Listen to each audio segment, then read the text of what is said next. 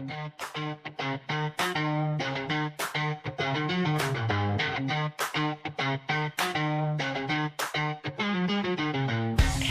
and a warm welcome back to the WenDirkCast with your hosts, me, Jimbo, and Calvinator. As always, we'll be discussing latest MFL updates, transfers, developments, and so much more that has gone on over the last week or so within the Metaverse Football League. One important note before we kick off this episode: none of what we chat about on here is financial advice. Do your own scouting or hire a director of Metaverse Football. Calva, the State of MFL, we're bringing it back. The last time we did it was episode 29, so if my math serves me correct, just shy of a year. We're bringing it back. We're bringing it back. Yes, yeah, definitely. And we love doing it, kind of taking a pause, analyze the whole project, see where we are, not just, focus on the short term, also a bit more long term, analyze it. We're going to use this business tool, the SWOT analysis, very popular. And I think we also have a great guest because he told us that he keeps listening kind of a year behind on our episodes, or half a year, I don't know, maybe I'm exaggerating. So he also can really compare and see where we are right now with the project. He was also a guest in episode 52, someone who's very passionate about MFL, about football in general, and whose Old Town Owls keep joining me in the relegation battle in the Gold League. We keep kind of escaping relegation and then fighting each other to survive another season. So welcome, 408Sauce. How have you been? Good. Thank you for having me again. I appreciate the opportunity to be here and discuss the state of MFL, if you will. Awesome. Great. Welcome. We're back. looking forward to that. Yeah, so before we do all of those, share our opinions and our analysis, we have our updates. And before we start our updates, we usually talk about some streams. And we had quite an eventful backdrop, I would say.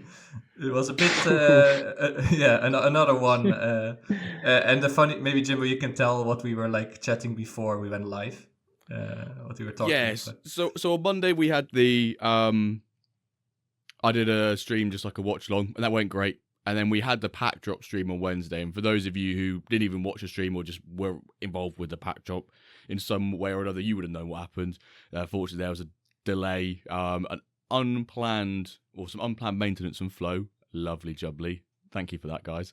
Happened, which to push it back by an hour. But the funny thing was, Calva and I were talking before we started the stream along the lines of the previous drop. There was that error where Yax didn't remove a piece of code or some technical stuff I don't really know the ins and outs of, and which prevented previous pack buyers to get, like, say, rare pack, for example. And we joked, hopefully that's the last time anything else happens on, pack drops, because Yax said he implemented some procedures to never let that sort of bug or error happen again, which is great.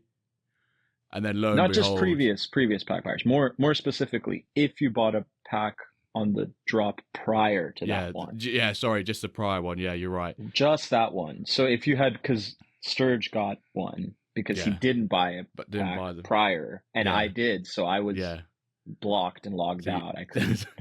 I didn't get logged out though, which is usually not logged out, but I tried to refresh, and it gave me the error, and then packs were gone. So I was a little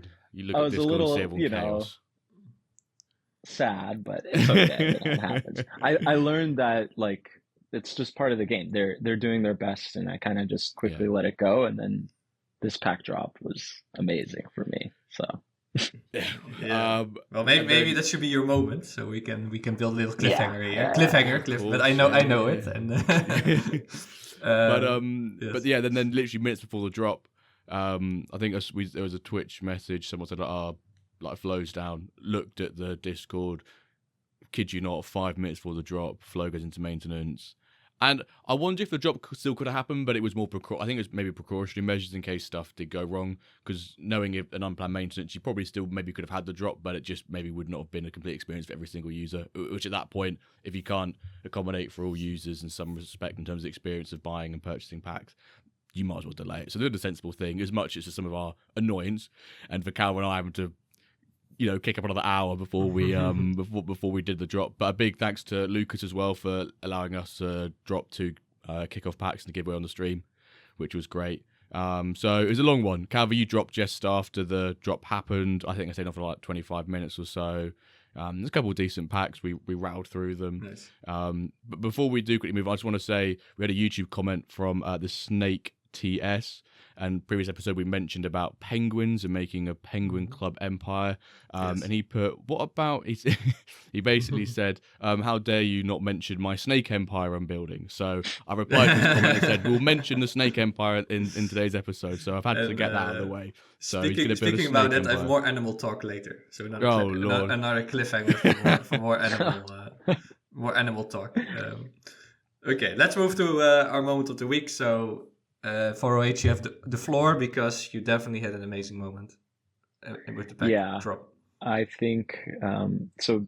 Despite the pack drop being delayed, I was actually warming up the high school team that I coach, and I stepped away because the pack drop was delayed by an hour or so, and I got it then and there on the field, and was about to sell this pack later for a marginal profit, but I decided not to, and I was actually on a video call with Sturgeonator and Amino, and I opened it, and it's a 16-year-old 85 striker.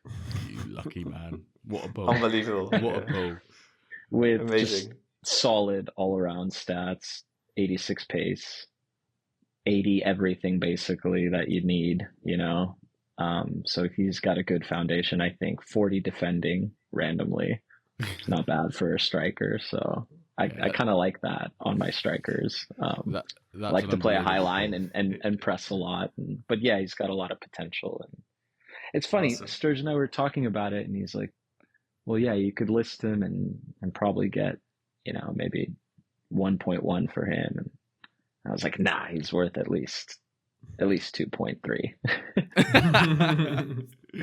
Well, definitely. But it's like he has so much potential in him, right? Because he's 16, and we know they have more bot in them than. Plus, he has so many years in front of him. Mm-hmm. Even after 2, 3, 4 years of development, he still is young at 20. So. Yeah, I would also say he's way more valuable. And why not keep him for the first 4 years so you can still sell him as a 20-year-old, which is still super young, I would say. Or even 2 years, 18-year-old is still super young. Right. But I'm very curious about this guy. Amazing pool. Yeah, so he actually captained the side on his debut at 16. big boy. And scored a goal. So we take that. But drew the match 1-1. I put him on the silver side because I already have. Okay. Not Old Town. He's not on Old Town because I have 2 legendary strikers and 184 already. So I just figured, I wanted him to play more. And yeah, you gotta play. Yeah, and I want to try to win the league with the silver side, or at least get promoted, right? And I just feel like Old Town is doing well. I mean, we're not in the relegation zone right now, Calva. So we have a big match against Casablanca tomorrow. But nice. If we can, so if we can win that, if we can beat you guys, then. Well, this may be a nice transition to my moment, which is also about Casablanca. But last week I told how I was like, after 7 matches, I only had 1 point. So by now I really escaped that total like relegation zone and that disaster. I changed some things around. And this week I had another moment about like formations and player instructions. That way you just change something and then you see it work, and then you're like, it feels so good, right? It's like a little adrenaline rush because I have one defender with 60 shooting, so that's like super high for defender. So this guy I give high positional freedom to then join the corners. That's like the plan. And then the other 2 I put on super low. Okay, I shouldn't maybe give away my tactics to you, but whatever, for the pot content. So I have my two defenders on low, but this guy, because he has high shooting, I put on high. And then there was a corner. I saw him going forward, and then he scored that goal. So for me, it was like the master plan worked. He scored. He joined the corner.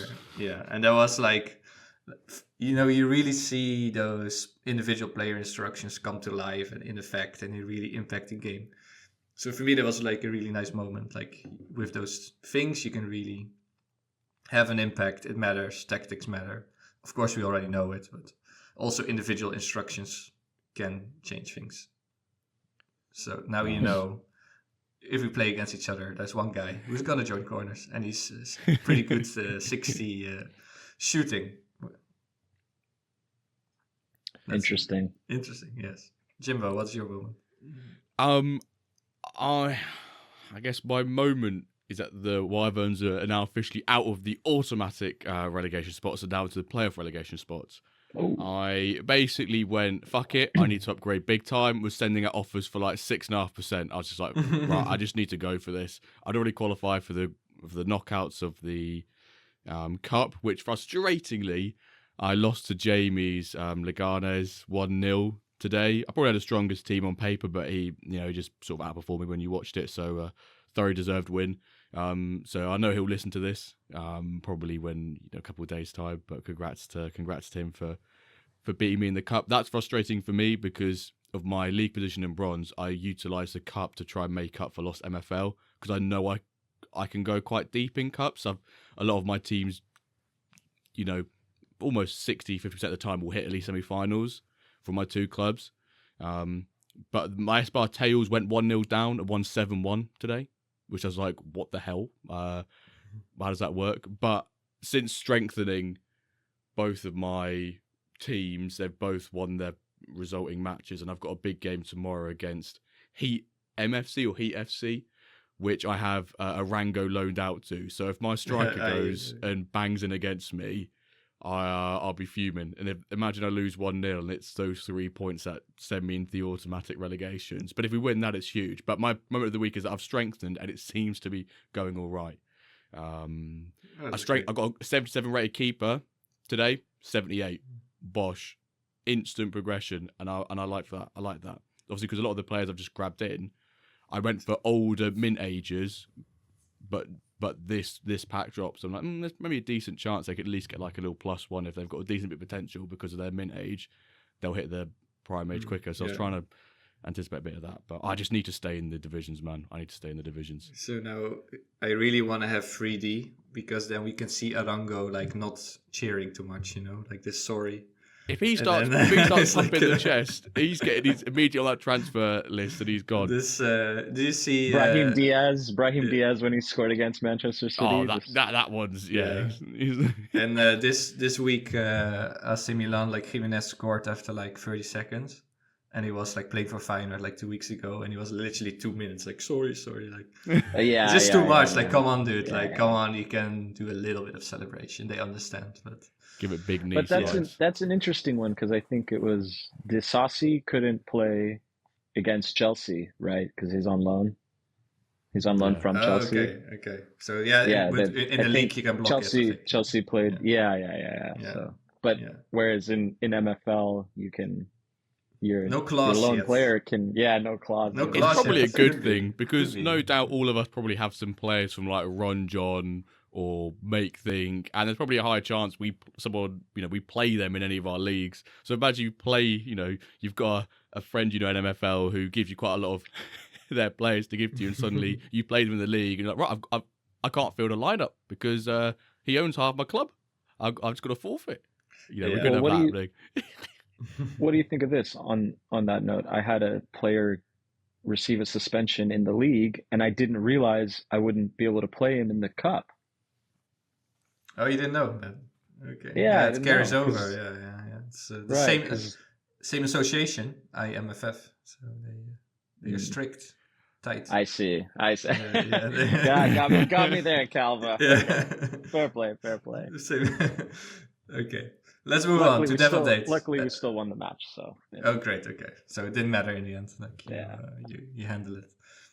Well, about the dev updates, there's quite a lot of little features and things. No news yet about classes that your players that you loan out can play against your own teams, but some other things. The first thing is that there's a new team member, Dobby. Welcome. Insert Welcome, Dobby. all your Harry Potter jokes right now.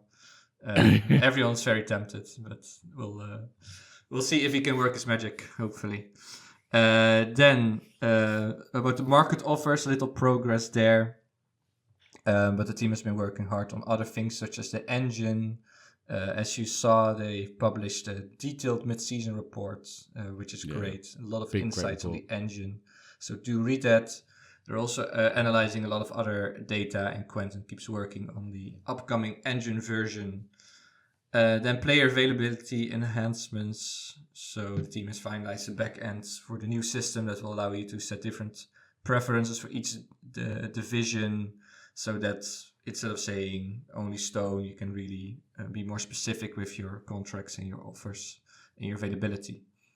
And also a lot of UI improvements. So for example, corner highlights. I think for me that's also a pretty frustrating thing, is that tons of corners are being shown but nothing really happens. So you get all excited and then in the end nothing happens. Also some new icon, penalty icon, red cards are displayed differently to avoid confusion, so for suspension.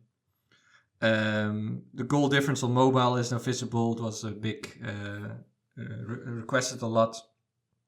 For contracts on new filters, and you can also bulk reject now. So there's a lot of little different updates in the app UI that make life a bit better if you're an MFL agent or club owner. Any reactions to any of this? Or I did read the report, and I loved the amount of detail it went into. I what's think your I main loved more takeaway, you think, from the report? I think before I go into what I loved though, it was sort of unexpected, and it brought back memories of when Juan Carlos JC used to do his sort of, even no way to that extent and that to that detail, right? But he would say, you know, maybe the formation v formations or the expected goals, or not expected goals, the goals per division. It was just great to get a little bit of a look into how the engine is, which is what you said, Cal, which is great. If I'm completely honest, my initial thoughts, I need to go back and read it again. There's so much in there. Okay, so there's not like one nugget that you're like, oh, this makes sense. No, I read it when it first came out, and it's been a long Okay. weekend. If I'm completely honest. So I mean, if one of you two talk about it, I'll probably remind myself. I don't know, 408 read it. I also didn't read it, to be honest. Maybe I should, or make content about it, but I don't know, 408. I skimmed through it, but Yeah. I did chat with Sturgeonator about it, so I have somewhat of an understanding of the gist of it. I think there was a lot in the report about XG and average goals per game with it. So as Jimbo was saying, it does highlight the engine and kind of give you a broader sense or somewhat of an understanding of how it works. And you know, Sturge was talking about how the game is incentivizing you to set up a lineup to score goals, even though that's not necessarily how football may be in real life or just in general. There are teams that go out there to just, like, now that I know you have your center back going up on the corners, I might drop the line even more so that, you know, or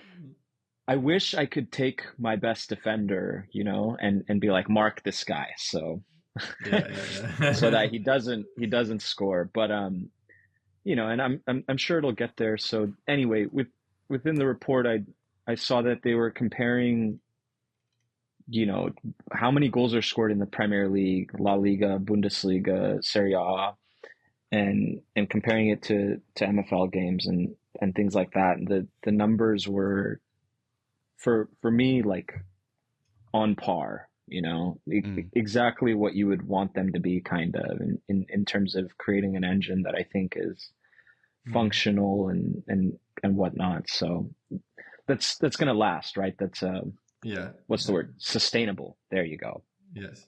So Yeah, I think the problem is that people don't accept realistic results because they still get angry about it, right? You have some crazy XG upsets, and it is realistic. And we keep posting real life matches. I know Taggart also had this week of Fix Engine, or they are realistic, but then people still don't accept it. They still think I'm good. I had more chances. I had more XG. I got robbed. I rigged. This is unfair. Yeah. Let's vent in Discord. Even though it can be perfectly realistic with red cards, with goals, with goalie mistakes, with everything. Oh, 100%. Yeah, 100%. And I've just quickly scanned back over again. And this is the table that I love, was the upset one, where they showcase like the overall difference between two teams, and then like what's the overall difference between two teams, and like the win percentages, the draw and the loss percentages between S3 and S2, and on the upsets, it demonstrates that statistically the rate of upsets has decreased. So it's a globally spoken about topic, controversial topic. No, like I said, people don't like the upsets, but statistically the upsets are down from the previous season. Okay. So it might just be, I think there's an element of when you dominate the game on stats, but then if you were still the weaker team on paper, do you still see that as an upset? Like if you dominated a team that you probably most times should lose against, but you still lose, but on the stats you were beating them, do you class it as an upset? I don't know. It's just how you tomatoes, glass half full. It's how you perceive things, isn't it? But it's good to see that upsets are universally down, because they're the things that rattle people the most, and we can get less rattling and less emotion, less carnage within the Discord, and not Discord, just security in general. I'm not saying there's not much of it, but if we can reduce that, then everyone has a more pleasing experience, shall I say? Yes. Well, I have a good connection to next topic, because speaking about upsets and testing, if you put a very, very bad team in the Diamond League, it's gonna lose each time with like a lot of goals against them. So that shows that with some big overall differences, you always lose. Such as TTP Training Grounds, they are still bottom of Diamond League in 13 games. They conceded 111 goals, 111. So huge. They're like on an average of 8-9 goals per match against them. But let's forget about them. Let's look at the whole Diamond League and what changed this week. I did see they actually had 5 shots and 1 on target in their last game, which I think is over like 2.5 times the amount of shots they previously had, a 0.59 XG. Huge, by the way. So it is possible. Game. They had some chances. Yeah, you can insert as a GIF, So there was a save for the other keeper. There was a save for the other keeper. Yeah, there's a chance. Yeah. Okay, there is a chance. Yeah, so let's see if before the end of the season we have a goal from them. That would be amazing news. Then let's look at the other teams. Meta still first, 32 points, although the lead is a little bit less, now 4 points to number 2. Visa London, Bichon at 25, Omelets 22, so then there's like quite big gaps opening up. Jogo Bonito doing very well, 21 points in 5th, and then a whole bunch with 17 points to 12 points, Naples, BFC Barcelona, K Socios, Amsterdam Lions, Atletico Tango, and BFC Manchester.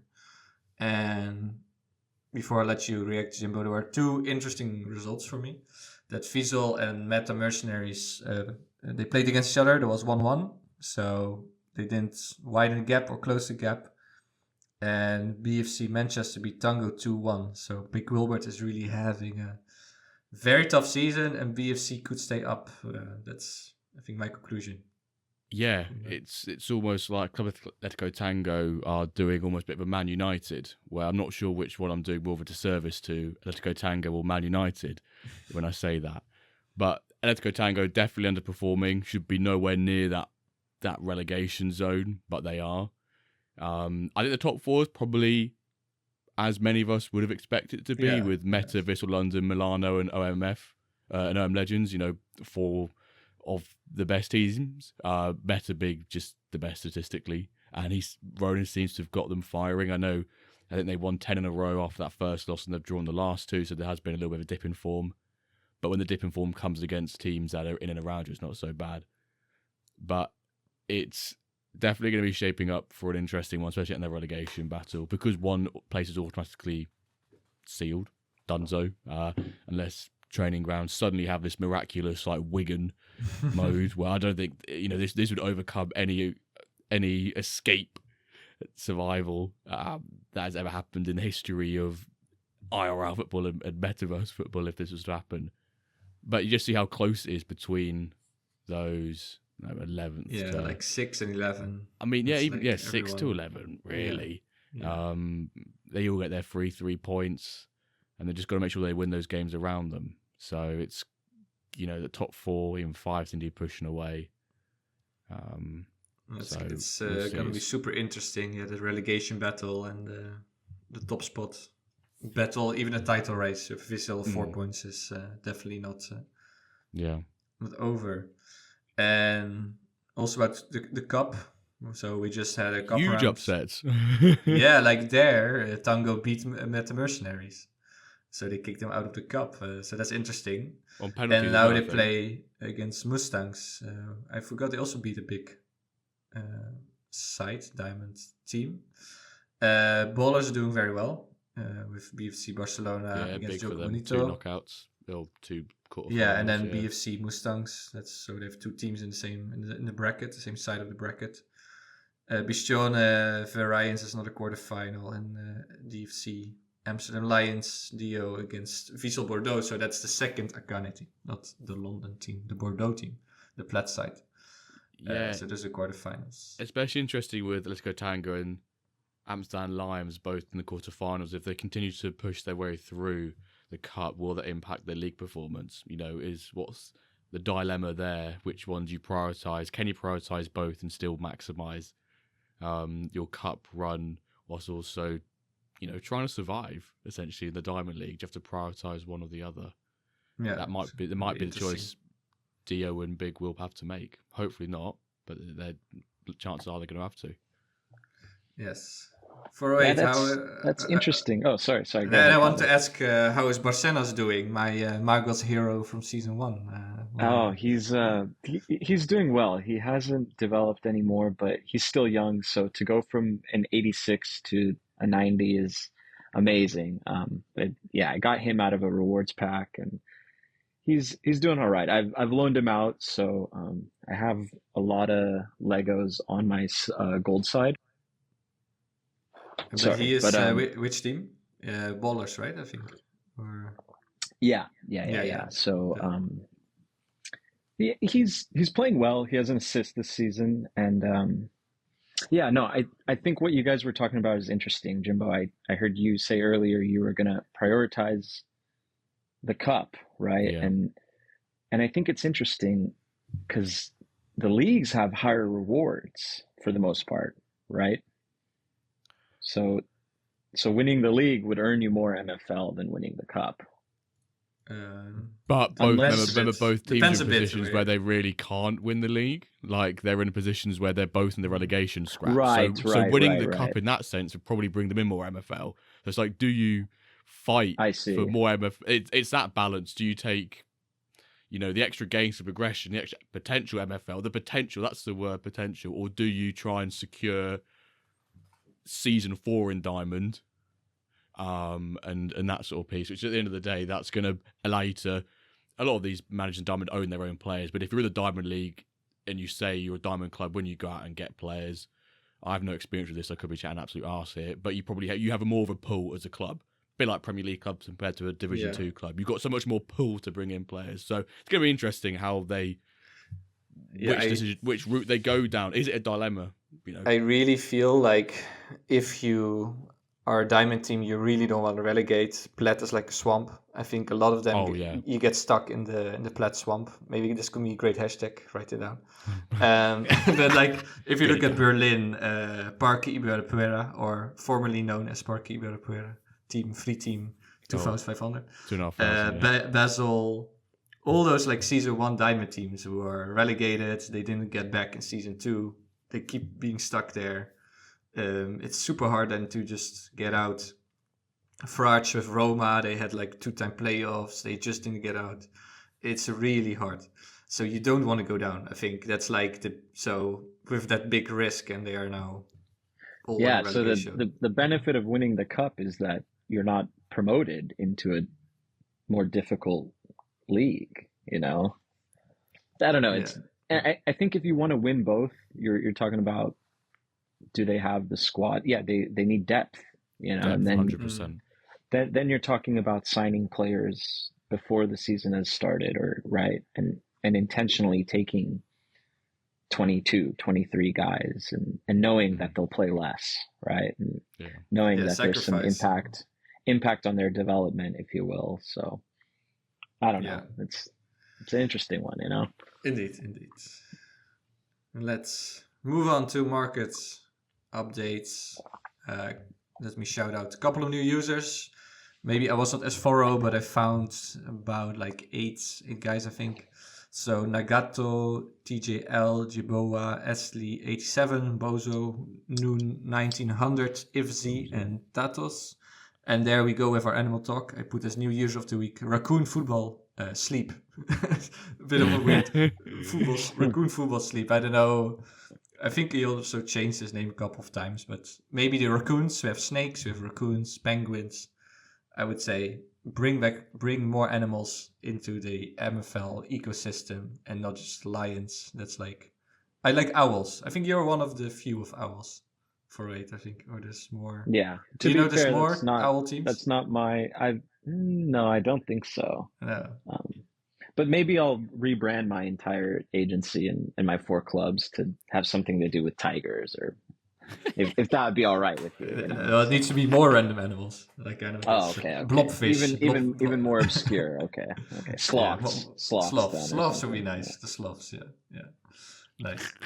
Okay, then market. Some market moves. Common, uncommon. I saw Patini buying loads of commons and uncommons. Also, Lucas, Toyadin, Imuha, Digo, Sentenza, a bit of the usual suspects. And Jimbo, you got rid of the second Jimbo.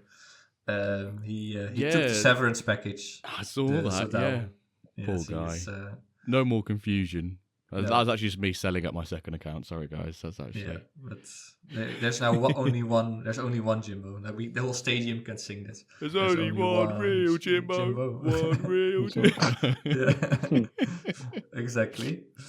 Rare players. Speaking about selling a lot of players, Akane also went on a bit of a selling spree. He was first on a big buying spree, now a selling spree. The question is he gathering now a lot of Dapper because he had his Dapper problems to make a couple of new splashes soon? So is he now doing that, or does he really want to, take out some money? Time will tell. Very curious what he's gonna do, but he is building up his Dapper wallet a little bit, and some people are also profiting from that, such as Fantasy Gaffer, who bought a 17-year-old 83 striker for 325, which I think is quite a good deal, quite a bargain. Then legendary players, apart from the splash, I didn't see any. Maybe I'm not totally correct about that. And clubs, I saw 2 interesting ones. Josette bought Miami Ice for 150 USD, so it's also a prime location, probably with the Inter Miami hype. And SUFC, so I think that's Sheffield, like SUFC Blades 22, this user. Yeah, Sheffield.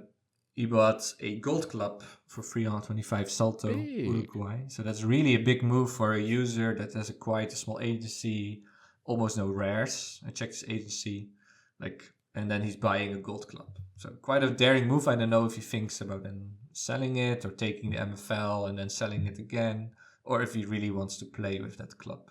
Time will tell. Over to you. Splash of the week. We've got another lovely splash here for you today, folks. Going by the name of Florencio Mayor, a Spanish 90-rated centre-back, being purchased by Dio from Private Joker for 1,099 United States tariff dollars.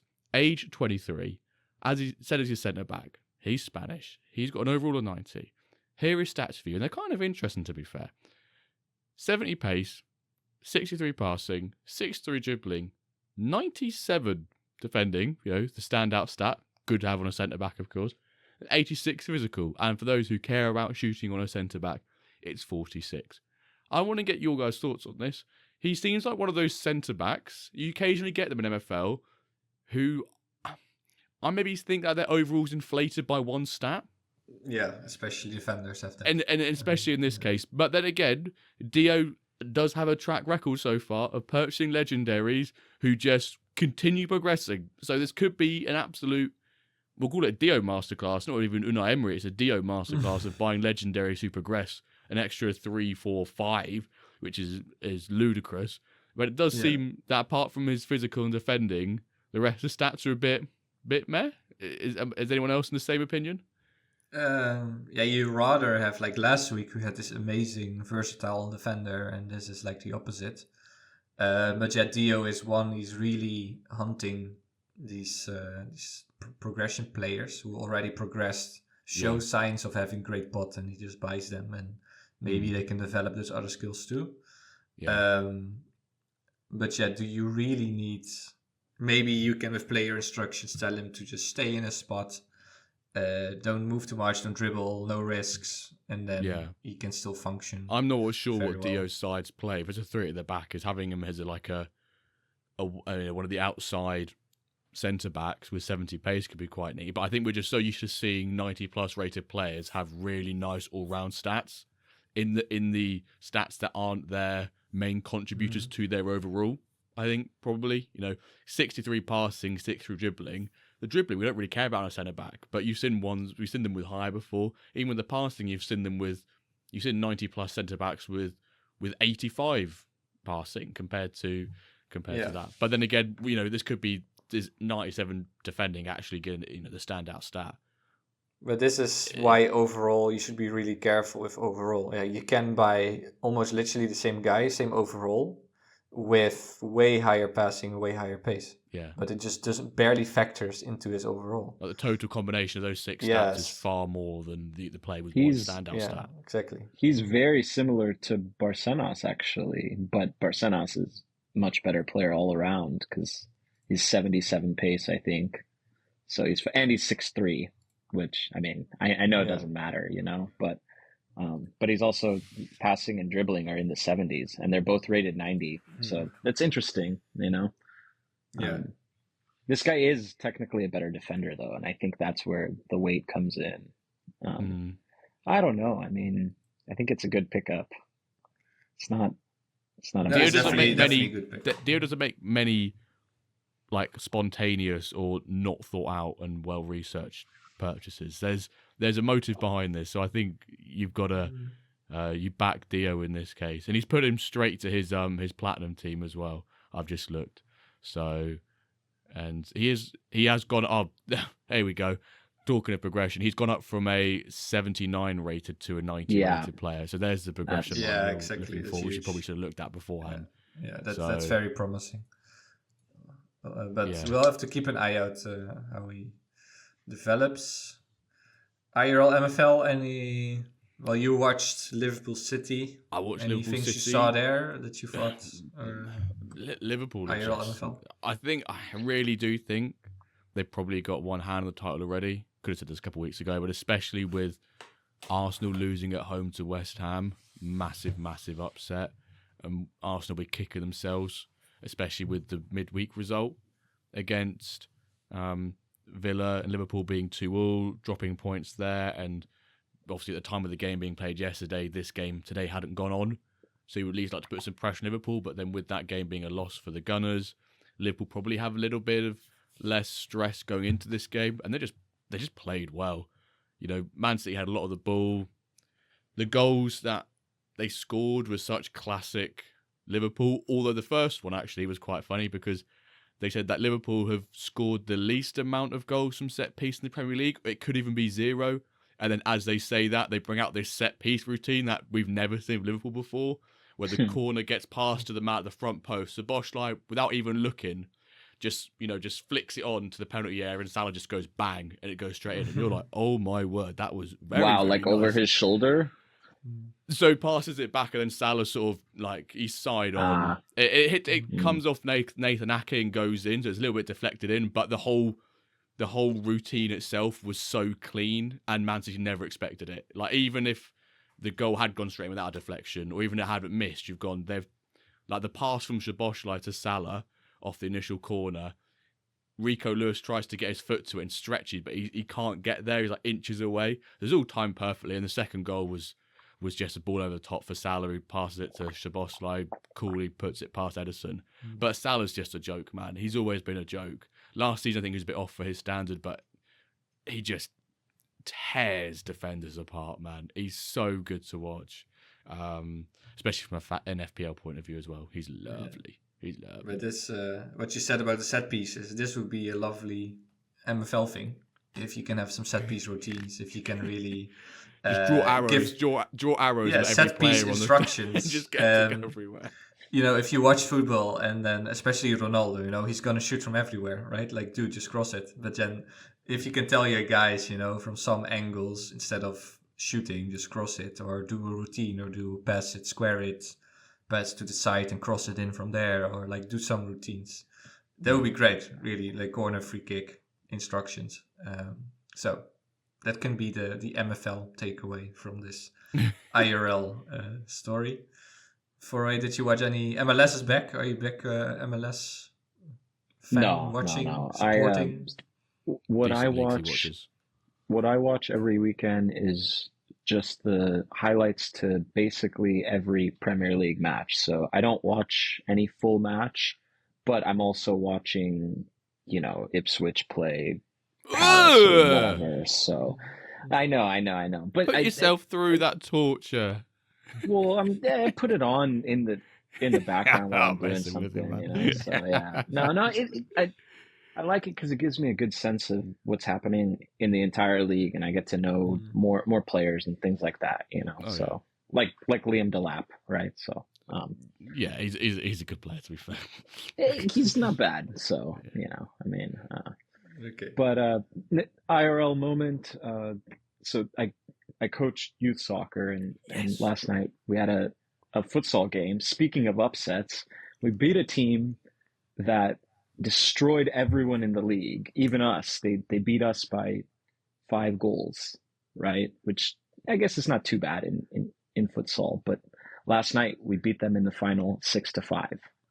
Huge! So, congrats, man. And XG and all of that, and the unpredictability of these little guys, But it was a high level, and it was a fun match to watch. And one of the kids was on the bench, and he was like, "Wow, it's so loud in here." it was inside a basketball gym, and so there's tight area and a lot of parents watching and stuff, and it was a close match and very, very competitive. So it was fun, So curious about instructions. Like, you got beaten by 5 goals. So did you have a plan going into this match? Is there something you tell them? Do you have like this lovely whiteboard and you told them like, we're gonna, I don't know, sit back, do very tight marking, go for the counter, or high pressure? Like you said, high pressure. Like, what do you like that? So what did you tell them? Yeah, so I guess, futsal is a little different, but if you break it down, that it's really the same sport in a way, right? The game moves a little quicker, a little bit differently. And I think the tactic going into it was we would send one guy to pressure and the other 3 guys would kind of sit back and just, because we were playing a very technical, strong team, and we had a couple guys that were a year younger. So we didn't want to let them have too much space in behind to work the ball past us. And we really wanted to kind of force them a little further up the court, if you will, until we would try to take the ball from them. And then, I don't know, we just played our hearts out, and maybe there was a little bit of luck, so. Chance favors the prepared. That sounds like a good plan. Like what you would do against a better side. Bit of a lower line, right, with our instructions, and then have one guy and then press, and then... I told him to just defend aggressively and play quick, and play fast when we have the ball, because they're also gonna be very, very aggressive, and they're going to come at us and try to take the ball from us quickly. So if we hold on to it, if we dilly dally on the ball, if you will, it's not going to create any chances or anything. So yeah. Nice. Wonderful. Congrats, man. That's huge. Yeah. I love that. Thank you. Nice, Appreciate it. Lovely to hear that. Probably the best IRL MFL we've had so far. Yeah, definitely. It's we really speak about football. You're like, oh, okay, with actual, it makes me managerial want to, experience and a CV. Yeah, I need to set up some coaching, IRL coaching team, high school team. I could do it maybe. But then, did you have a beer to celebrate afterwards or not? I did not, but I do have a beer that I'd like to add to the top three. Lovely. So I'm gonna go with the Russian River Supplication. Russian River sounds interesting. Supplication. Yes, Supplication by Russian River. Doesn't sound like a drink whatsoever, but it is. Supplication by Russian River. Okay, yeah. Mm-hmm. What kind of beer It's an interesting one. It's like a brown ale that's aged in Pinot Noir barrels, and it has like cherries in it and stuff. So it's got like a bit of a tart, sour taste to it, Very nice. So it sounds great, yeah. But you have to replace another one, so we have to kick out. I'll read the top three to you. On the third place, we have Erdinger, Palmer's Choice, German beer. Then Taggart, second place with an American one, the Brewer's Banquet Original. And Orange Fly puts his beer on number one last time. Goose Island IPA, I don't know if you know it. Also American. So, where are you going to put this one? Number 2. Sorry, Taggart. The Brewer's Banquet is going to go away. Brewer's Banquet's got to go. Okay, so Supplication by Russian River. Supplication, I'm typing it right now, by Russian River. Great. Lovely. So we got our top 3. Now it's time for the main segment. As we said before, we're doing a little State of MFL, like State of the Union. You describe how it's going in the country. State of MFL, we're talking about the beautiful game, our beautiful game. How is it going? What are the strengths, the weaknesses, opportunities, threats? We're going to talk about all of those things. Are we ready? You prepared some things? Yes, sir. We're going yes. Yes, okay. I have some notes ready. Some notes even. Good man. So let's start with the strengths then. Maybe the positive. We start with like a positive, and then we can start maybe criticizing some things. So what are the strengths of MFL, would you say? Who's going I would first? say the community. Community is amazing. I mean, I think this pod is incredible. There's so many other things going on too. There's so many people that a new user, one might think, is part of the team. There's people doing things that seem like they're a resource that's engaged and being, I don't know, incentivized, but genuinely they're just good people. The rankings page, all of that, so because that's all, to my understanding, that's all community run, right? A lot of it, yes, yeah, totally.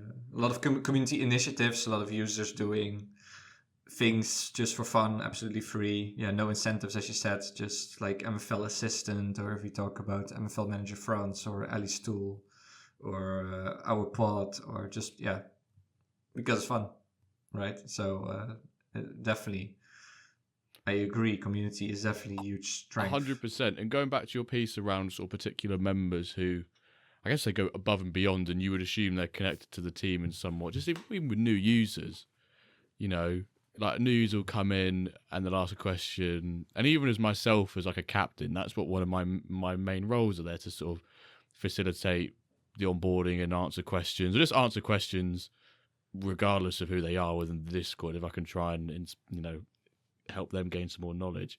And sometimes I leave it like a good 10-15 minutes before if I end up replying, I want to see if someone else feels like doing it, because it comes from sort of like a general user. I guess it seems more genuine, yeah, even though I've not none of us captains sort of volunteering work or that sort of piece. There's nothing there.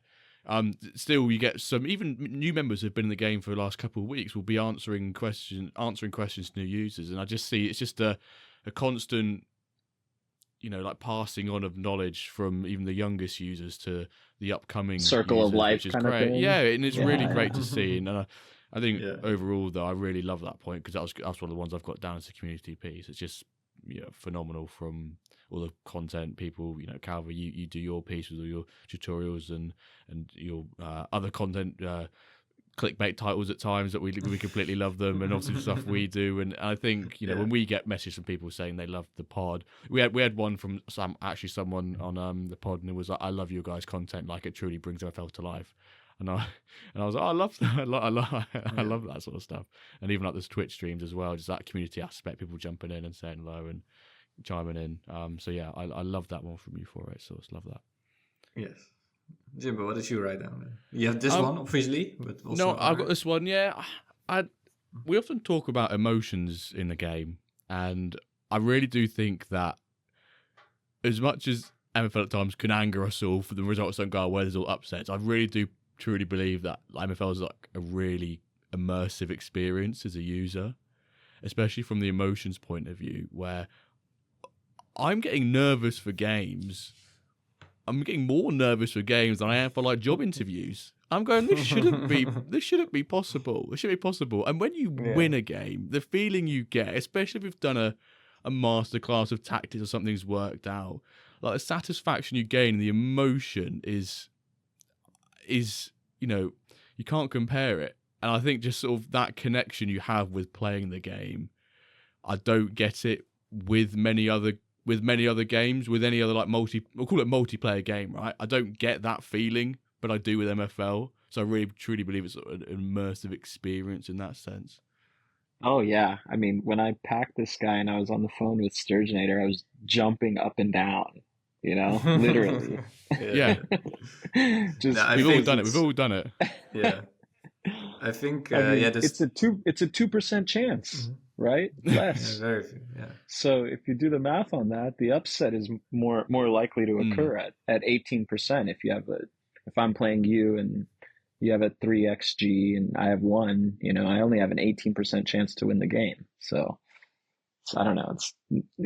I think you're absolutely right. The emotion that it can instill, that was one of the things that I wrote down here, or not specifically, but I wrote, I think the decision-making and the efficiency and the way that the team handles a lot of the ethical things, right? Like, I think those 3 things combined kind of help to incite these very raw and real emotions, because they're selective with the features that they put out. They're trying to do it quickly. They're trying to make changes that the community wants. They're still specific, and also the engine and the UI are 2 of the other strengths that I have listed here. And I think they help tie into that too. They bring about this entire comprehensive, holistic experience that allows you to be immersed, and that's not easy to do because it's multifaceted, right? So you have to be very detail oriented because that's what makes up the bigger picture is all of these small little segments, if you will, but you also have to have the grand view, and you have to be able to take a step back and look at things from a removed perspective, or look at the bigger scheme kind of and where it's headed. And I think overall they've done a good job, so. I would agree. The team and the transparency also from, like, let's say with that mid-season report, just their announcements, just that's really top notch. The one I thought I kind of anticipated, like, we would mention those things like community, team, and one other element that maybe is overlooked and that's very important, I think, for the long run, is also that it's self-funded, that like they don't have big investors or they don't have some capital. So they don't really also have outside pressure to deliver or to gain users or to have targets or to I don't know, grow the product or pay back people or loans and I feel like if you look at the competition like Futium, they just throw money at the wall and just, I don't know if that's a saying, but it feels like they're just they just throw money at everything, just use cash prizes and just rent some big influencers and just pay them to make content. And I think in the long run that's not going to be very sustainable. Well, this approach, self-funded, you take at your own pace, much more controlled, super small team, way more sustainable, way more flexible, not rushing anything. The product is kind of here. Would we say this is the final product? I wouldn't say so, right? They're still building a lot, and they don't have to rush. They can slowly grow, which is lovely, I think. It's another good strength of the project. The development is amazing, I think. I think they've done a really good job with it. I know there's people that have qualms about it. Oh, why isn't my guy getting better? Blah blah blah. Why is this guy getting so? But I think overall it's pretty good. I think keeping the potential hidden is keeping everybody on their toes. They're doing a good job of striking that balance of building enough suspense, right? Creating that cliffhanger, but also kind of giving you something tangible to latch onto. And if you see guys like Dio trying to buy the players that have already shown signs of development, I think that's a smart move, so I might have to start doing that myself. And indeed, it's also hard to, I think with Nap and the Pentas on the pod, we also talked about it. Like you really did a great thing with the progression. Super hard to reverse engineer, there's so many unique elements to it that make it unpredictable. Which is like such an important part of the game is the players, and that you cannot really predict where they go, how to develop, and you have to take care of them and all these variables. Yeah, makes it great. But we have to talk about weaknesses. It all starts to get so positive that we have to address some weaknesses. Anyone want to start? I'll kick off this one.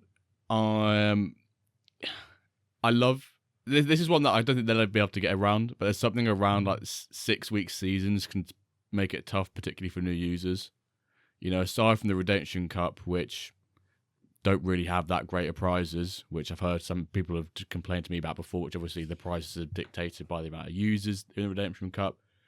If you're a new user and you miss the league, and I guess the important piece is you want your own club, you want to register your own club. You can go and buy one off the marketplace, but let's say hypothetically you cannot buy a club off the marketplace. There's none there. There's no club listed on for sale on the marketplace.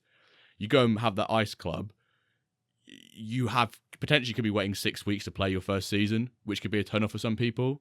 And I think maybe some people we see occasionally in the Discord someone goes, "Oh, I bought a club pack.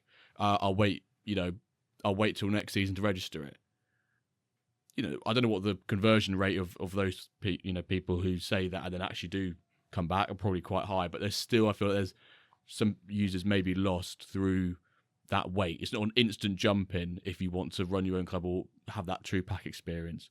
But then again, it is because you can buy a club from the marketplace, but some people want to just have their own club. But in a world where there is no clubs in the marketplace because everyone just doesn't want to sell them, I know that'll never happen, but hypothetically, that's a bit of a blocker for some users.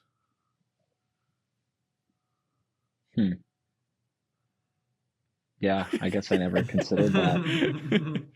Like if you're told like, oh, I want to play any game online or any game on like Steam, right? You just download it, you play just it right download away. and play. But this time, theoretically, you might have to wait 6 weeks. You might have to. You don't have to take that decision, but the route you go down is like buy the starter packs, buy the club packs, also sort of guide you down that path initially, because you're like, I get packs as a new user. What can I do with this club pack? You're like, register it in 5 weeks time. But you could have bought one off the marketplace and you could have registered one or bought a club off the marketplace that was already registered. Yeah. It would have been nice to have that information firsthand, sort of thing. Yeah. No, that's maybe a weakness so far. Yeah, that like there needs to be more opportunities for playing or more different levels and tiers. I think this week I kind of kickstarted the whole free-to-play discussion in general when I dropped that, like, okay, maybe a free-to-play level, like an amateur level, I call it, and like a professional where you buy your players and you buy your clubs and it's like a real economy, and maybe a free-to-play where you just generate non-NFTs, a bit like Sorariat, all those like random common unlimited whatever. You just generate some players, you generate a club, and you can start playing as like a super low bar also for entry, plus you can start off the bat. The team is of course developing that, and maybe another weakness is that then the entry point seems a bit high sometimes, right? Maybe the initial money you have to put down, or it seems like a lot of money because you look at the marketplace, at the prices. Maybe you don't know you can sign guys. You have to pay 80 for a club. Maybe that scares away some guys. So then free-to-play can be an option, or maybe better information marketing, marketed differently. But yeah, that can be a weakness. It's a hard one, that sort of thing, where the free-to-play piece or the introducing new ways for new users to play, because inevitably the opportunity cost of doing that at the current point of time is it detracts from development of the current pyramids, and you're like, well, would you rather have the current pyramid, the current game developing, or would you rather see that other options coming for new route users? B, and the majority will say no, we don't want that. So it's a very hard one to swing and balance, isn't it? That within the game you can host tournaments or run tournaments, or with those quick tournaments, rapid tournaments. I'd love rapid play. I find them fun. Let's say we can set up a WenDirk up, like a promotional thing. We want people get interested in WenDirk Club. We both have, 2K left. We just throw like, hey, you can win 2K, 16 teams, knockout. Yeah. We stream it. Being able to transfer MFL, I guess, is a potential weakness, if you will, if I want to give you MFL or host a tournament where I'm putting up my MFL as the prize. So I think it's having that as an option to do that, like the rapid play or set your own tournaments. I think I saw Duff said like he wasn't a massive fan of rapid tournaments, or rapid play tournaments, but he's like, well, I appreciate other people do.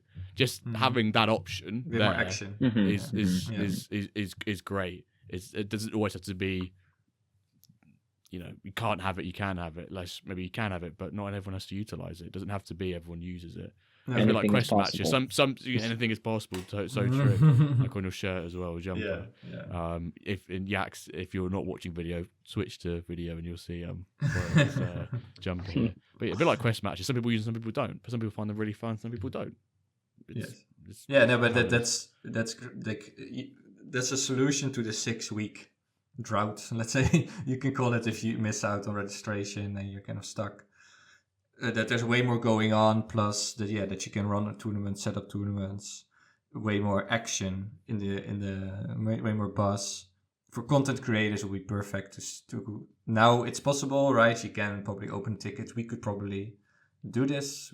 But it takes a bit more action. We can open ticket, talk to Yaks. You can probably, for Wednesday, we can maybe stream this tournament to set it up. It could be possible. But if it's like quick off the bat, maybe 408 you Sturge, you guys want to do a quick tournament, some testing with your best teams, and because you just love to gamble, play a bit of, you put 5k MFL each, I don't know, and then you run this tournament that can bring a bit of a buzz, put more friends against each other, a bit more like a poker night. You make an MFL night, things like that. That could be great, to do that. Did you write down other points?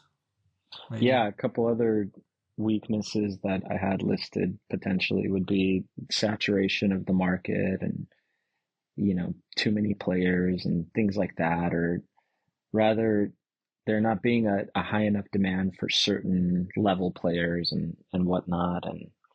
And also like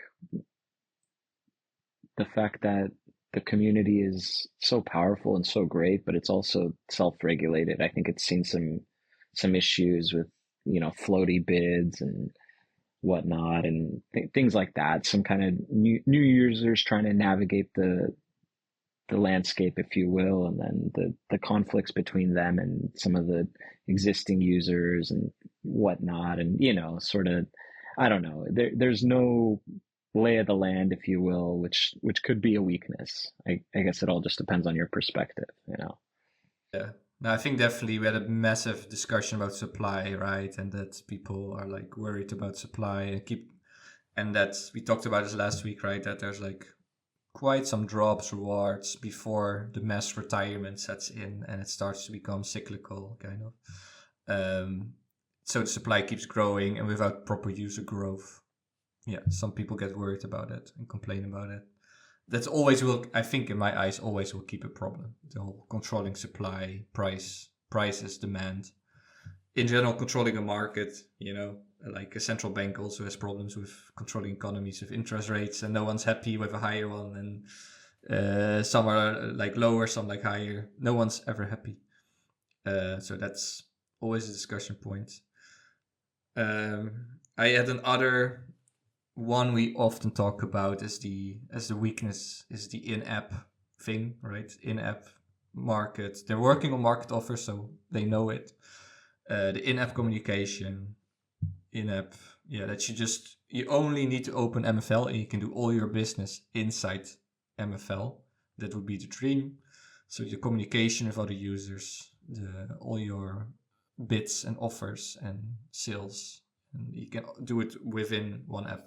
I think that's a dream, and right now you do need other platforms to function. Yeah, especially Discord. If you want to do like negotiations or anything like that, it's the best place to do it, and you shouldn't have to be for news or a lot of users that you feel at a disadvantage because you're not on Discord quite a bit. I guess there are some things out there, say like rejecting offers, for example. I know there is the text box there, but how many of us have meaningfully rejected offer and always type something in there? One that could be quite nice from like a Sorare point of view is when you reject an offer for one of your players, you can't type in anything, which I still want to be able to have an option to type something in, but it gives you like 4 presets, like offer too low, want minimum contract. If you could just click that and it would send that with the rejection rather than have to type on your phone, I want minimum 15%, and you're doing that. That's how I think that's how FM works a lot. Like after the match, it asks you, like as the manager, like in the press interview, you have 5 options to respond to these media questions. How are you going to choose to? And it's like a preset sentence, or sometimes it's 2 or 3 sentences, and you can just select it, and your choice kind of impacts the game, if you will. I mean, I think you guys are bringing up good points, and those features are all things we want to see, but it kind of goes back to like the strengths that I was talking about, the decision making by the team. Like, is it worth it for Yaks to be coding away for the chat feature, or like can we all just use Discord if we need to? And if Jimbo's not on Discord and I want to buy his player, then too bad, or whatever. Buy it for 2 extra price. Buy it what listed for, price. Man, that's Jimbo's problem. That's Jimbo, and that's the problem that Jimbo and I have, Calva.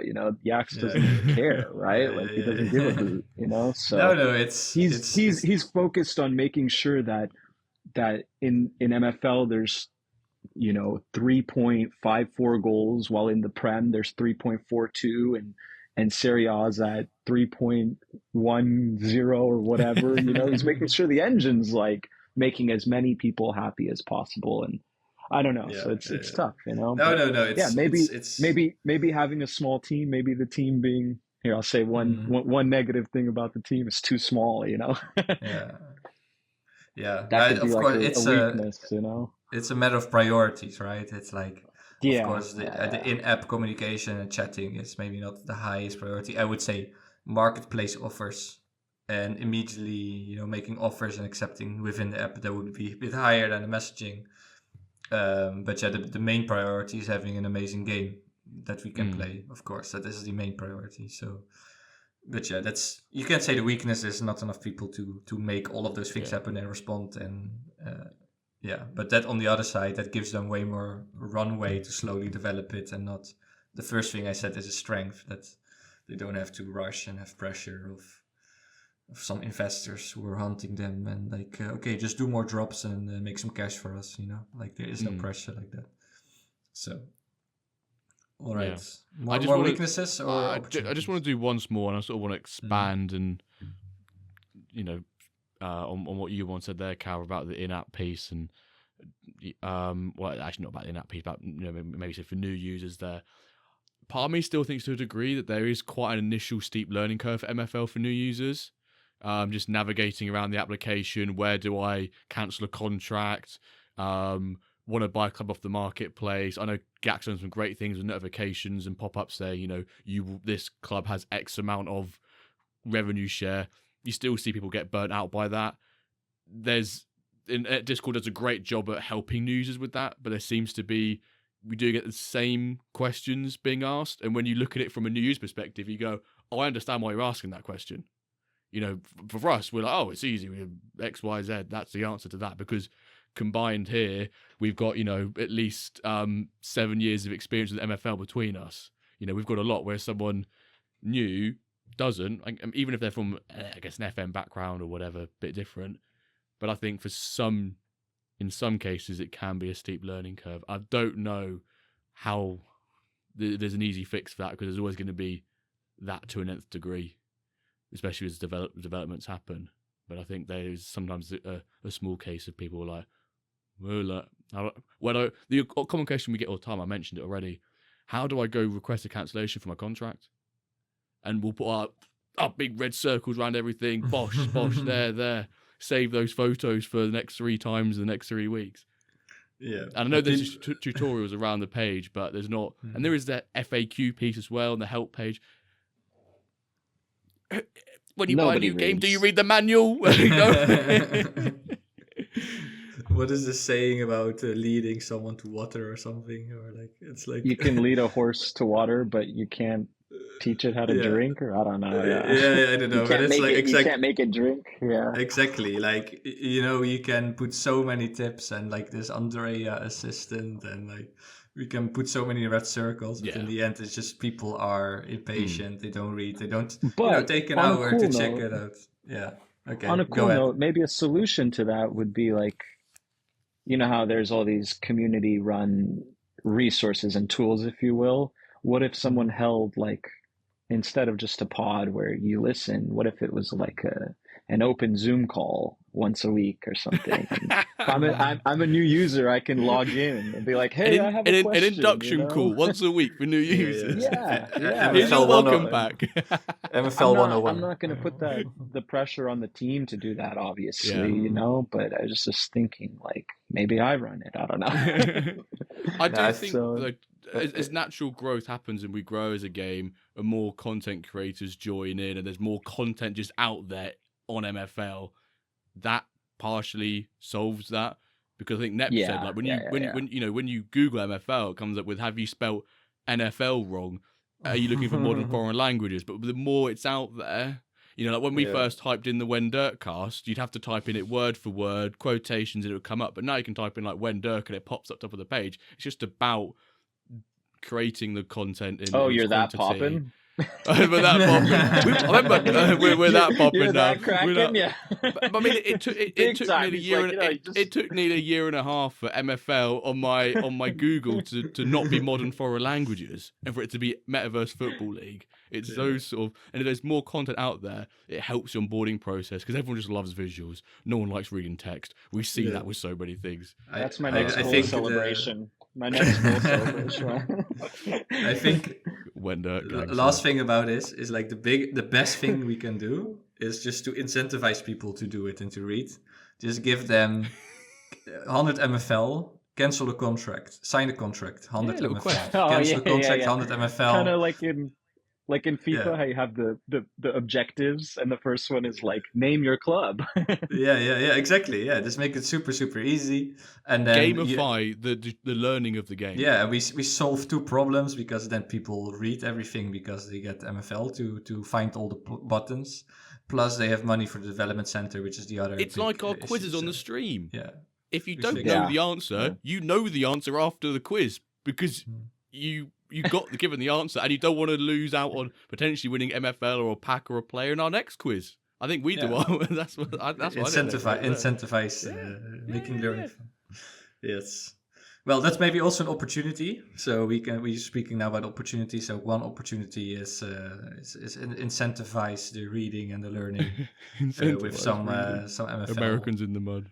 Taggart. We can do it. Long term. Other opportunities you guys thought about, or some opportunities? I think the ceiling for our growth is stupidly high. Like, we don't know where it can go. We are still so small in terms of a user base.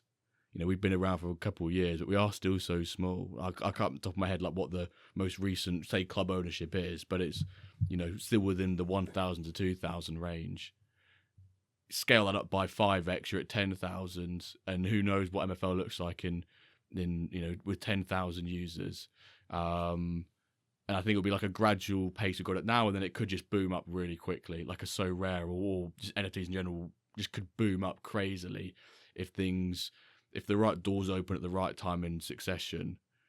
But then on the other hand of that, when growth comes at a stupidly quick rate, you have to be careful not to fuck things up as well, because you get a bit too... it's a threat, a bit too horny for development and to success, and you end up being the downfall. But that's where we've got, I think, full backing of the team and the slow pace. They've done things right in the right steps, and they've never... You could argue something with the drop increase of supply or price could be greedy, but I don't think it's greedy in terms of like Top Shot levels greedy. I think that's the range we're going up here. Like Top Shot's the worst case scenario in that 2021 Jan to Feb boom. The chance there's inevitably in the next couple of years we could do that, but I would like to think it's not a up and down like a roller coaster. It's more of a nice escalator continually going upwards with different jumps.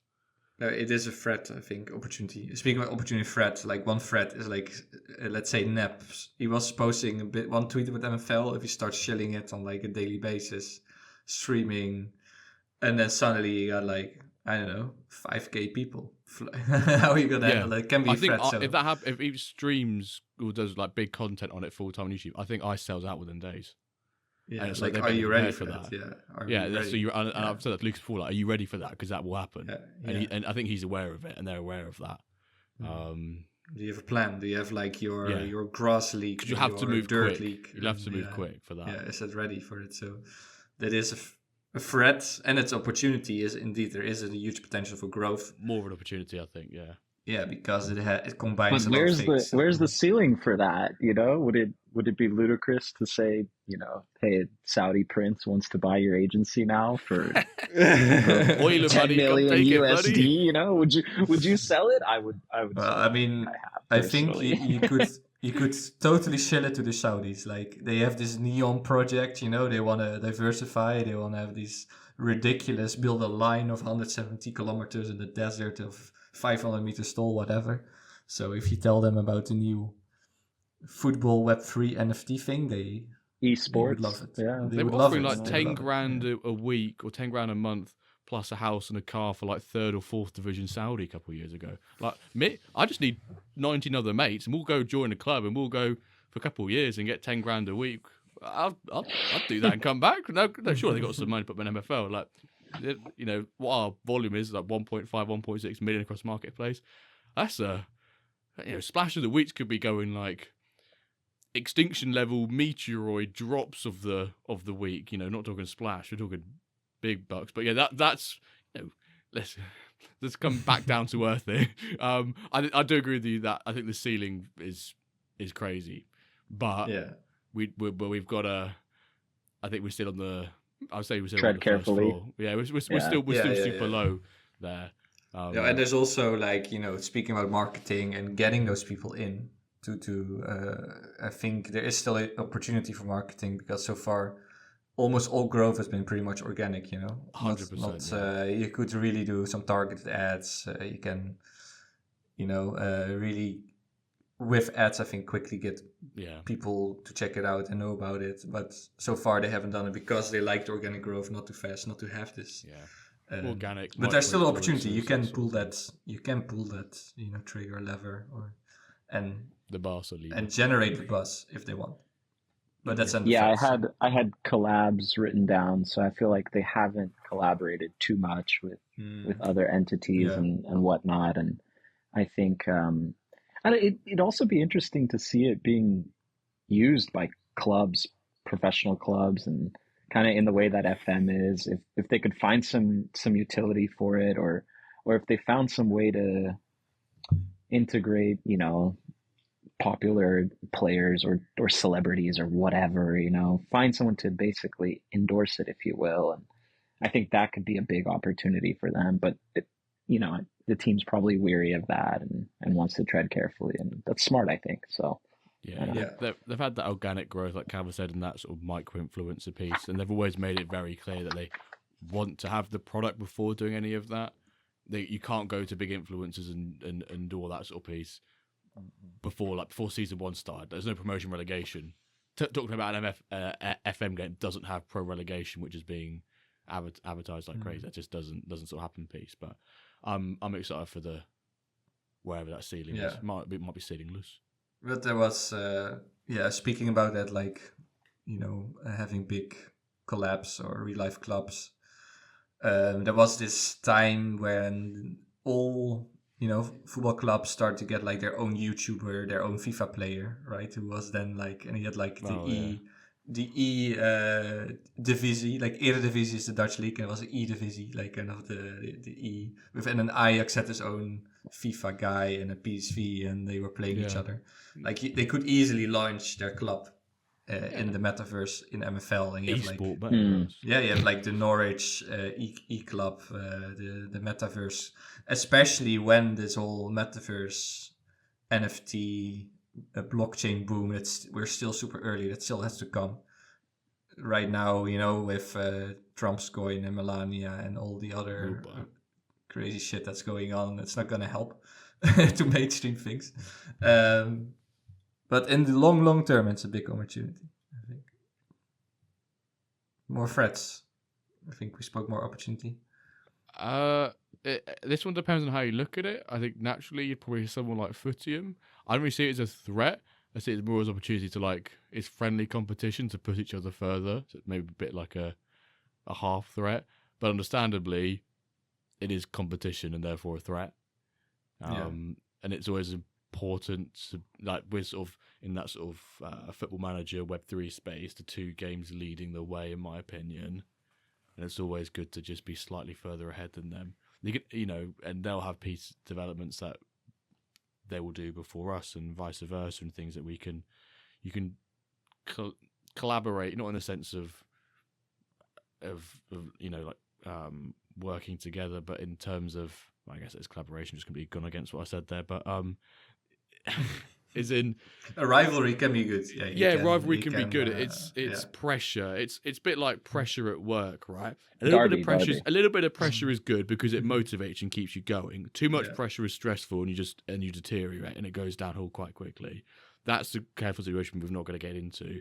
We can have that good competition. So understandably, I think they are technically a threat. If you use that cynical word for them, they are a threat. But it's also, on the other hand, opportunity to be a bit more, you know, to target them a bit more, to do a bit more like pokes at them and get a bit of a, you know, some rivalries going. I've been like thinking about this a lot. Like, should I make a video about like Footium versus MFL? And I think there is. Footium, like, what lacks is really the creativity that you cannot change your logo or change your club name. Like, come on, like, plus you have so many zombie clubs. There's like a lot of things that make it worse than MFL. You could totally exploit that as an opportunity if you want that, but I don't think they want to. I mean, if you look at like Sorare, for example, they had massive first mover advantage, and you have someone like Ultimate Champions who came in 3-4 years later and never really took off in the same scale because Sorare had dominated. Where, you know, you could see MFL and Footium being a 2-horse race, both starting roughly at the same time. Got the first mover advantage. There's no one really else. Panenka AI. Anyone heard about that for a good couple of months? No, none of us have. I think they followed my Wyverns the other week, and I was like, I think they also followed me. Bit weird. You know, don't put my club logo in one of your promo videos, please, because it's not real. It's that sort of piece. We're neck and neck sort of piece, and it's like, well, can we? They're ultimately a market sharer with us, and We've got to make sure that they don't sap all the users and we take them all. We've got to come out on top. We've got to come out on top, folks. We've got to I think use that big dog attitude. We've got to come out on top. That's what I was listing as a threat as well, is, boredom or users leaving essentially to go play another game or do something else because the game isn't interesting enough, or they don't agree with some dynamic of it or whatever, so. Yeah, and the threat, when you were talking about community as a huge strength, I think there's also a threat as we're growing, that this whole community coziness. We already see it, right? There's like a couple of sometimes guys, and then they say some controversial stuff, and there's like this whole this debates, and it's getting a bit more nasty, way more nasty than before. And just online, people argue way easier. If you're IRL, it's and you look each other in the eyes, and you're like, okay, you're not gonna argue. But online, it escalates so hard and quickly. So I think it is a threat as we grow, that this strength, this community. That's gotta make sure we grow more. I think there should really be some kind of fighting channel, or like just go there. Just get like send there if you're getting to gulag. Yeah, the gulag. Yeah, the gulag. Yeah. The gulag channel. Just go to the gulag and then just fight there. And yeah. What about like NFT obsolescence, or like, because I don't want to say anything harsh about NFTs, but I'm not big into the Web3 space aside from MFL, and I'm not really, and I think, I don't know if I saw someone wrote in the general, MFL needs to move on from flow, so, and I don't know much about the blockchain or how it works and the tech behind it, but I'm curious as to what you guys think. If you think that like NFTs not being relevant and whatnot in the crypto space is a threat to the game. Well, it's definitely an opportunity to have a other blockchain which is way more maybe known for games. Flow is, I don't think, known a lot for games. Yeah. And who has like a bigger social media, has a bigger reach, bigger marketing team. I really think Flow is not appreciating what's happening in MFL. And that's illustrated by this drop. Like, dudes, couldn't you have communicated this or checked or... I feel like it's not appreciated enough. I had them down as a weakness. I felt like, I said that unfortunately to an extent, it's an uncontrollable variable that can negatively impact MFL from time to time. So it has to just be considered a weakness, or in this case, a threat. Yeah, I completely agree. They don't really appreciate MFL as much as they probably should do. Top Shot's the baby of Dapper Wallet, and therefore the baby of Flow, and it seems to get all that. So. Yeah, plus there's not so many other games. I think if you look at Flowverse, MFL is really the only game left. Yeah. Pretty much. And then a lot of the other ones, they are dead, or like, 20 people are still hanging out at like I remember having conversations with Lucas like a good while back. Like we're talking early last year, back in 2 years ago, about there's that piece around if you label everything like Web3 blockchain NFT, it does just put people off. I've said time and time again on here, go up to someone else in the UK and tell them you're into NFTs, they probably think you've been dropped on the head as a child or something like that. They're just such a reluctancy. Like scamming. The UK loves saving money, let alone spending it on things that aren't real, essentially what I'd say from an English point of view. I'm just speaking for myself here and what I think. There might be others in English who are like, oh, you're chatting rubbish, Jimbo, and I fully appreciate that. But there's definitely a piece around if I don't really look at MFL as an NFT game. Be like So Rare. So Rare said to get NFT. You never really interact with the blockchain at all, and neither on MFL. They did a great job of that. I need to ensure that stays like that. But I cannot wrap my head around it, that people are like, oh no, NFTs are bad. NFT games never gonna make it. Well, you have all those kids, taking their dad's credit card and spending 10,000 on Fortnite skins. Fortnite, yeah, and then like that is skins or V-Bucks. That's like, it's the same exactly. thing. Yeah, and then they say like that is then like, oh, that's just normal gaming. But then if it's suddenly that skin is an NFT and you can really transfer it and sell it to other people in a wallet, and suddenly that is like a scam or whatever. Like, it makes no sense. But so the whole world, still needs to just learn about it, appreciate it. For me, it's really the future. You know, you're gonna have your university degree as an NFT in 20 years, I think, on the blockchain. That you just the government blockchain, you can see how Jimbo. Government blockchain. I'll tell you what, I would have won that for a start. I'm not having a government of a blockchain, man. Yeah, what? Why not the government blockchain? It's just something about government. You know, they already have like that just doesn't usually fit well. They already have your social security number, and they already know who you are and who your parents were. Like they have a civil service with data about, you know, that's how the government works. So it's gonna be then more efficient, maybe stored on a public blockchain or some transparent. Not public for that kind of data, of course, but other things for like that the university system can access. Okay, those people or those degrees, and they are accepted worldwide on a university registry, something like that. Those little things. That's how I see it. But right now, it's people think about apes that got bought for 2 million. A rough like year of NFTs has unfortunately tainted that word or that phrase, or you know, for the rest of the globe, basically. I think for the average Joe blogs. So it's maybe now you can say a bit of a threat or a weakness, but I think in the future it's going to be a great opportunity. Long term.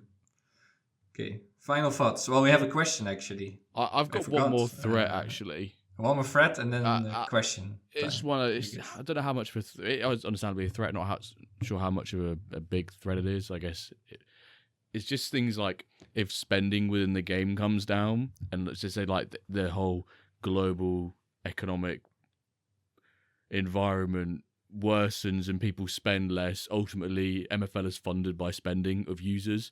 If users spend less, the game doesn't grow as much. And it's just if there's ever situations where an economic downturn of a couple major players or the world or anything like that, you know, could it have a negative impact on MFL? So it's a small threat at this point. Yeah, but it's one that can easily snowball and get massive if it ever happens. And because there is that self-funded piece is done by the users. If users don't spend as much, but I think that's then, you know, there's always going to be a very passionate community. Worst case scenario, isn't it? Yeah, but then like with ballers, right? You can maybe then everyone just buys it, or you know, you put a couple $100 down, and then you all still keep running the costs and keep it as a hobby. And maybe not on that scale, but yeah, it's a threat, of course, and we don't want it to happen. But I think there can be like some kind of Wimbledon or baller scenario where with a passionate community you say it. Like, I'm going to throw it out there then. Are DAOs a threat?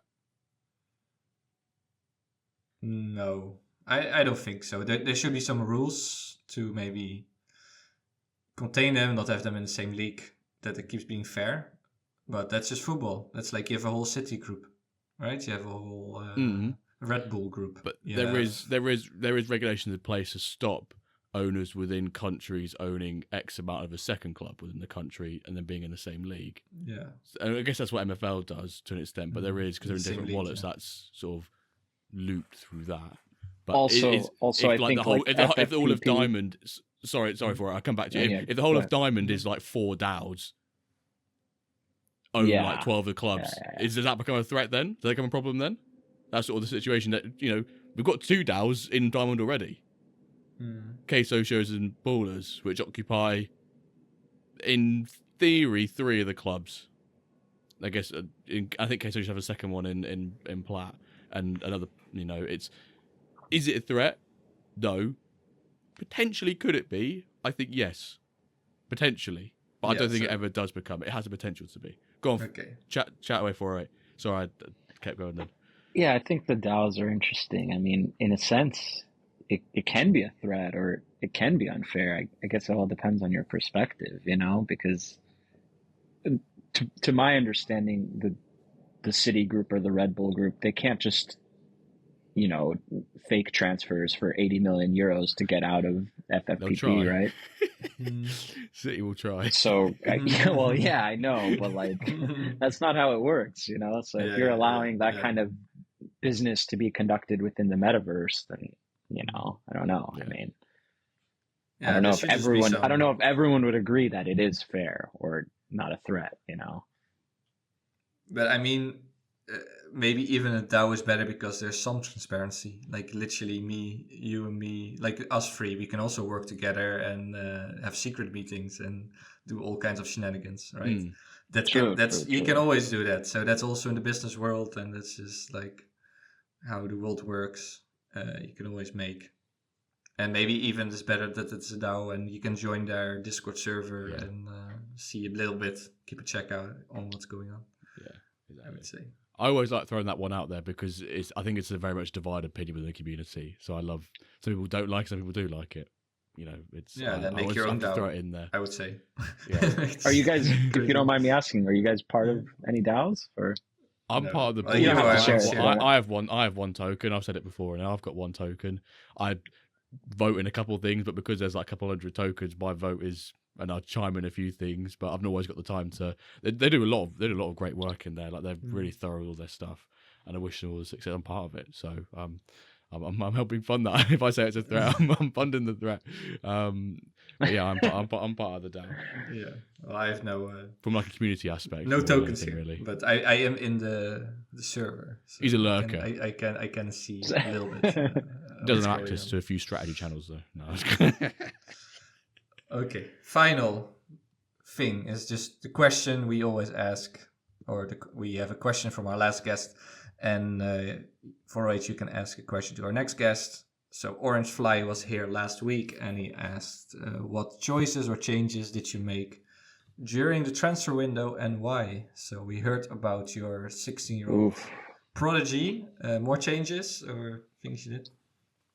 No, that was the only signing that I made to any of my clubs. I actually probably should have put him on the bronze team to prioritize winning the cup, but I've never won a cup in MFL, and my silver team isn't qualified, so maybe it was a mistake, but I also felt bad putting an 85 in a bronze cup, Yeah.